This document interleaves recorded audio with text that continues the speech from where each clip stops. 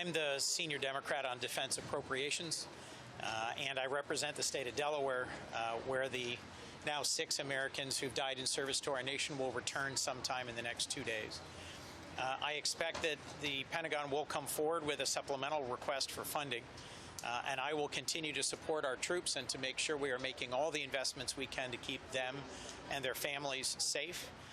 But we need an open hearing so that you and the American people can get questions answered about the failures in planning that led to some of the challenges, the losses and mistakes in this war so far, so that we can get a clearer answer on how long this war will last and what its real objectives are, and so that we can get answers to the American people about how to get their loved ones out of harm's way. My office and many others is getting urgent calls from people who are stuck in the region, who are not currently able to get out, and there's more that must be done urgently to help civilians relocate out of harm's way, as long as we're being told that this war will continue indefinitely. Are there concerns about munitions stockpiles being low? Do they address that in there? That was discussed, but I won't get into that in any detail. You said the failures. What failures specifically are you referring to that they've experienced so far in this war? Look, I think the administration took months to assemble a third of our Navy in the region to plan for and prepare for a war with Iran. And I think a better job needed to have been done about informing, preparing, relocating our diplomats, the families, the civilians on our bases and facilities. They're moving quickly to try and relocate them now that the war has begun. But the way we got into this war, I think, put the principal decision in another country's hands rather than ours, and did not lead to preparations in advance of the war starting that protected as many Americans as possible.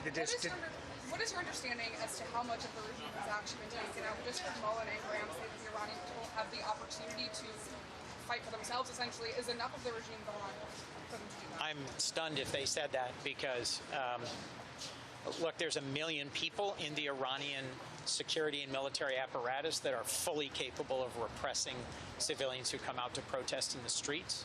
And I think we need to be careful about creating the mistaken impression that while we encourage the Iranian people to pursue a democratic form of government in the future, there's no clear commitment that I'm aware of for us to send any assistance, to send troops or to send arms that would allow them to actually defend themselves against a very aggressive Iranian regime. He said that the Iranian people have the opportunity to rise up from within. Is enough of the regime gone for the Iranian people to do that? I've heard nothing that suggests that's the case. Have they picked a successor yet?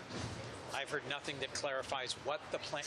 There is no clarity about the plans going forward. What about ground troops? Yesterday, Secretary Rubio said there is not a plan right now to facilitate the next iteration of an Iranian government.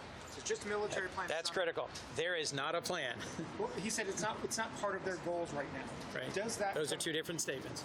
Does that comport with what you've heard in there, that the goal is purely military and it's not to facilitate a regime change or whatever comes next? This briefing was principally focused on military, the events of the last 100 hours, and where we are in terms of military objectives.